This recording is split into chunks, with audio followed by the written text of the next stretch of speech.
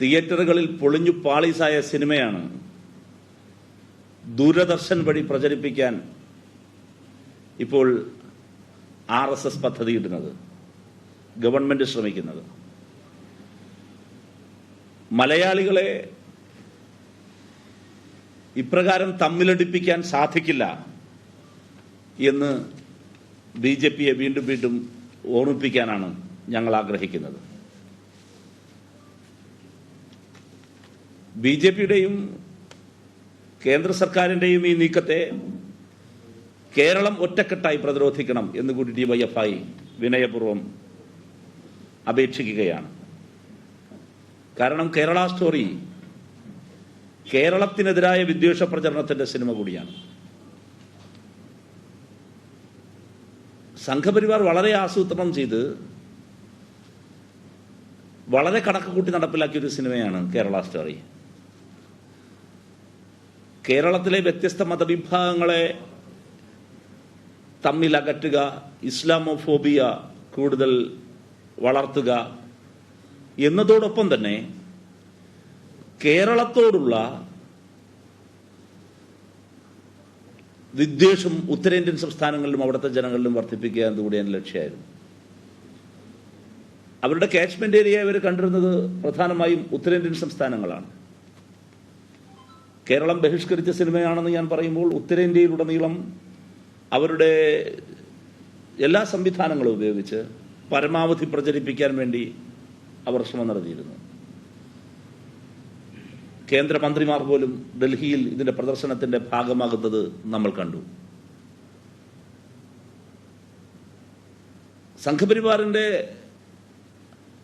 മുൻപിൽ തങ്ങളുടെ എല്ലാ അധികാരങ്ങളും പണയം വെച്ചു കഴിഞ്ഞ രാജ്യത്തെ ഒരുപിടി മാധ്യമങ്ങളെ കേരള സ്റ്റോറിയുടെ ബ്രാൻഡ് അംബാസഡർമാരാക്കി മാറ്റുന്നതും നമ്മൾ കണ്ടു. ഇതിലൂടെ ഉത്തരേന്ത്യൻ ജനങ്ങൾക്കിടയിൽ മലയാളികളോടുള്ള, കേരളത്തോടുള്ള വെറുപ്പും വിദ്വേഷവും ഉൽപ്പാദിപ്പിക്കാനും അത് വളർത്താനും കൂടിയാണ് RSS ഇതിന് ശ്രമിച്ചത്. അതുകൊണ്ട് DYFIക്ക് ഇതിൽ അഭിപ്രായപ്പെടാനുള്ളത്, കേരളം ഒറ്റക്കെട്ടായി ഈ വെറുപ്പിന്റെ വിദ്വേഷത്തിന്റെ സിനിമയെ തള്ളിക്കളയണം. ദൂരദർശൻ കേന്ദ്രത്തെ ഇതിനായി ഉപയോഗിക്കുന്ന BJPക്ക് കേരളം ഒറ്റക്കെട്ടായി ഒരുമയോടെ നിന്ന് മറുപടി നൽകണം എന്നുകൂടിയാണ് ഞങ്ങൾക്ക് അഭ്യർത്ഥിക്കാനുള്ളത്. ലോക്സഭാ തിരഞ്ഞെടുപ്പ് അടുത്തു വരുന്ന സാഹചര്യത്തിൽ ഇനി ദിവസങ്ങളേ ഉള്ളൂ ലോക്സഭാ തിരഞ്ഞെടുപ്പിന്. കേരളത്തിലെ വ്യത്യസ്ത മതവിഭാഗങ്ങൾക്കിടയിൽ വർഗീയ ചേരിതിരിവ് സൃഷ്ടിക്കാനാണ് RSS ശ്രമിക്കുന്നത്. എത്രയോ കാലമായി RSS കേരളത്തിൽ ഒരു സീറ്റ് പിടിക്കാനും രാഷ്ട്രീയ അഭിവൃദ്ധി ഉണ്ടാക്കാനും ശ്രമിച്ചുകൊണ്ടിരിക്കുന്നു. പക്ഷെ കേരളം BJPയെ അകറ്റി നിർത്തുകയാണ്, RSSനെ അകറ്റി നിർത്തുകയാണ്. അപ്പോൾ വർഗീയ ധ്രുവീകരണത്തിന് വീണ്ടും വീണ്ടും അവർ ലക്ഷ്യം വെക്കുകയും മുന്നോട്ട് വരികയും ചെയ്യുന്നു. കേരളം ഒറ്റക്കെട്ടായി ഈ വിദ്വേഷ പ്രചരണ നീക്കത്തെ തള്ളിക്കളയും എന്ന് തന്നെയാണ് ഞങ്ങൾ ഇപ്പോഴും പ്രതീക്ഷിക്കുന്നത്.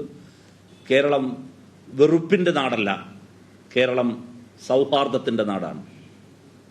ഏറ്റവും ഒടുവിൽ വൈറലായ ചില വാർത്തകൾ നമ്മുടെ മുൻപിലുണ്ട്. ഈ തിരുവനന്തപുരം ജില്ലയിലാണ് വെഞ്ഞാറമൂട്ടിൽ ക്ഷേത്രത്തിനും പള്ളിക്കും ഒരു കമാനം കൊണ്ട് രാജ്യത്തിന് അത്ഭുതമാകുന്ന മാതൃകയാകുന്ന സംസ്ഥാനം. വിവിധ ആഘോഷങ്ങളാണ് ഈ കഴിഞ്ഞ ദിവസങ്ങളിൽ കടന്നുപോയത്, ഇനിയും വരാനിരിക്കുന്നത്. വ്യത്യസ്ത മതവിഭാഗങ്ങൾ ഏകോദര സഹോദരങ്ങളെപ്പോലെ സൗഹാർദ്ദത്തോടെ ഒരുമിച്ചു നിന്നാണ് ഈ ആഘോഷരാവുകളും ദിവസങ്ങളുമെല്ലാം കടന്നു പോകുന്നത്. അതുകൊണ്ട് മലയാളിക്ക് അഭിമാനത്തോടെ പറയാൻ കഴിയും, കേരളം വെറുപ്പിന്റെ നാടല്ല, കേരളം സൗഹാർദ്ദത്തിന്റെ നാടാണ്, സ്നേഹത്തിന്റെ നാടാണ്. ആ കേരളത്തെ വിഭജിക്കാൻ ശ്രമിക്കുന്ന ഈ RSSന്റെ നീക്കം മലയാളികൾ ഒറ്റ മനസ്സോടെ തള്ളിക്കളയും എന്ന് ഞാൻ കരുതുകയാണ്. ദൂരദർശൻ കേന്ദ്രം, ദൂരദർശന്റെ കേരളത്തിന്റെ, ഇന്ത്യയിലെ ദൂരദർശന്റെ ചരിത്രത്തിലെ ഒരു ഏറ്റവും അപമാനകരമായ ദിവസമായി ഇത് പ്രദർശിപ്പിക്കുകയാണെങ്കിൽ ഈ ദിവസം അടയാളപ്പെടുത്തപ്പെടും എന്നുകൂടി DYFI നിരീക്ഷിക്കുകയാണ്. ഇത്രയും കാര്യങ്ങളാണ് നിങ്ങളോട് പറയാനുള്ളത്. ശക്തമായ പ്രതിഷേധം ഉയർത്തിക്കൊണ്ടുവരാൻ വേണ്ടി തീരുമാനിച്ചിട്ടുണ്ട്. അല്പസമയങ്ങൾ കഴിയുമ്പോൾ DYFIയുടെ സംസ്ഥാന സെക്രട്ടറി മാധ്യമങ്ങളെ കാണും. അദ്ദേഹം വരും മണിക്കൂറുകളിലെ ഡിവൈഎഫ്ഐയുടെ പ്രതിഷേധ സമരങ്ങളെക്കുറിച്ച് അദ്ദേഹം വിശദീകരിക്കും.